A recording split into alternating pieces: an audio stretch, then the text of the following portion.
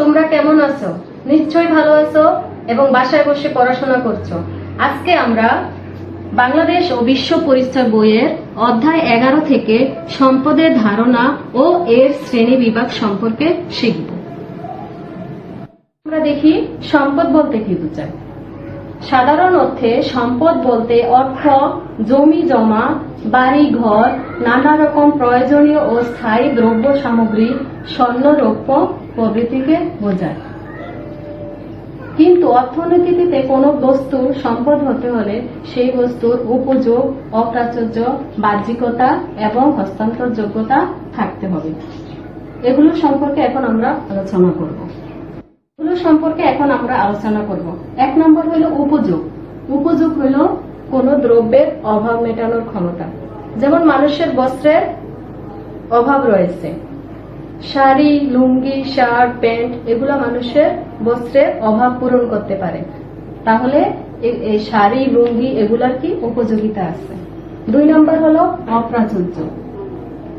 কোন দ্রব্য বা সেবার এর চাহিদার তুলনায় যদি যোগান বা সরবরাহ কম থাকে তাহলে সেটাই হলো অপ্রাচুর্যতা।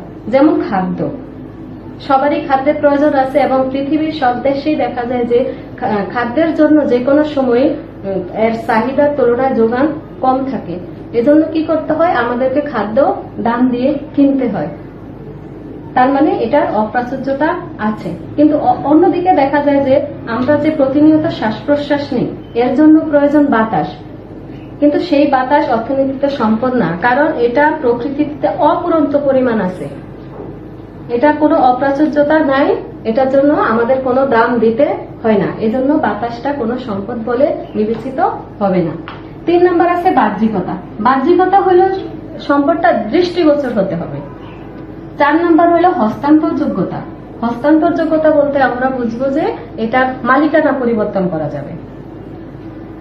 এখন আমরা একটা উদাহরণ দিয়ে দেখি যে স্বাস্থ্যের উপযোগ্য আছে, অপ্রাচুর্য আছে, কিন্তু এটা কোনো বাহ্যিকতা ও হস্তান্তরযোগ্যতা না থাকা এটাকে আমরা সম্পদ বলতে পারবো না। কিন্তু কোন স্বাস্থ্যবান পুরুষ যদি তার এই দেহ স্বাস্থ্য প্রদর্শনের মাধ্যমে অর্থ উপার্জন করে থাকে তাহলে তখন সেটাকে সম্পদ বলা যাবে।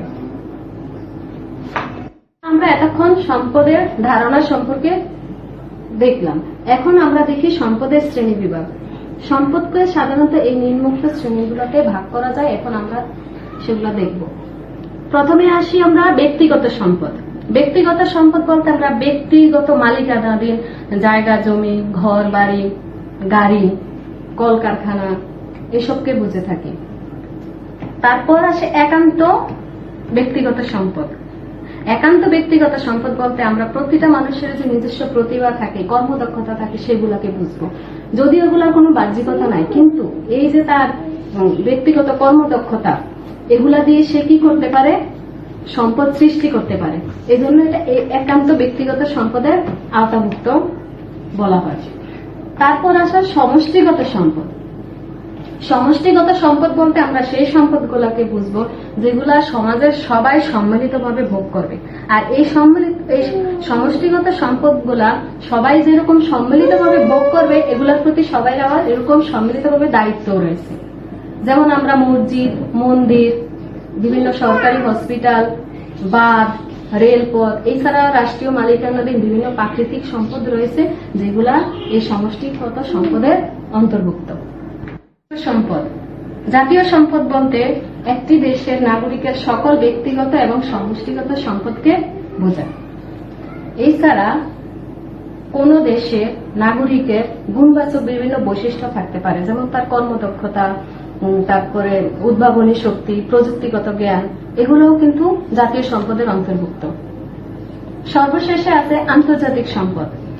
আন্তর্জাতিক সম্পদ বলতে সেই সম্পদগুলোকে বোঝায় যেগুলার মালিক কোনো একক রাষ্ট্র নয়, বিশ্বের সব জাতি এই সম্পদগুলা ভোগ করে থাকে।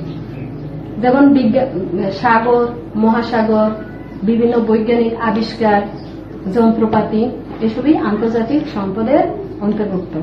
তাহলে শিক্ষার্থীরা, আজকে আমরা সম্পদ বলতে কি বোঝায় এর শ্রেণী বিভাগ সম্পর্কে জানলাম। আজকের পাঠের উপর ভিত্তি করে আমি তোমাদেরকে 3টি প্রশ্ন বাড়ির কাজ দিলাম। তিনটি প্রশ্নই অনুধাবনমূলক। প্রশ্ন নম্বর 1, উপযোগ ধারণাটি ব্যাখ্যা করো। প্রশ্ন 2, অর্থনীতিতে বাতাস কেন সম্পদ নয়, ব্যাখ্যা করো। প্রশ্ন 3, জাতীয় সম্পদ বলতে কি বোঝায়, ব্যাখ্যা করো।